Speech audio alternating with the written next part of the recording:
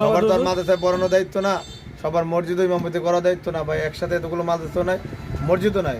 সেজন্য আমরা মাদ্রাসায় পড়বো, সবাইকে বরাবর নিজের দিন শিখবো। শেখার পরে মনে চাইলে আমি খেদমত করব, মনে চাইলে আমি ব্যবসা করব, মনে চাইলে আমি বাদাম বিক্রি করব, মনে চাইলে আমি রিক্সা চালাবো, মনে চাইলে আমি আপনার একটা ছোট ফুটপাতের দোকান নিয়ে বসবো। যার যে তৌফিক আছে মেহনত করতে থাকবো, একসময় আল্লাহ তাআলা আমাকে উন্নতি দান করবে। আপনি তো বলতে চাইতেছেন এটাই, মাদ্রাসা পড়া মানেই শুধু যে হুজুরগিরি করতে হবে তা না, জি জি। সামাজিক অনেক দায়িত্ব আছে। মাদ্রাসায় পড়া মানে আমি আমার দিন শিক্ষা করা, ইসলামকে বুঝতে হবে, দিন শিক্ষা করতে হবে। তারপরে আমি কি খেদমত করব? আমার যদি মাদ্রাসায় তৌফিক হয় আমি মাদ্রাসায় পড়াইবো, যদি না হয় আমি অন্য লাইনে ঢুকবো। কিন্তু ডিপ্রেশন থাইকা অল্প বেতনে চাকরি করা, মসজিদে 5,000 7,000 টাকা চাকরি করা, মাদ্রাসায় 5,000 7,000 টাকার বেতনে চাকরি করা, এগুলো একদম বোকামি, মানবেতর জীবন।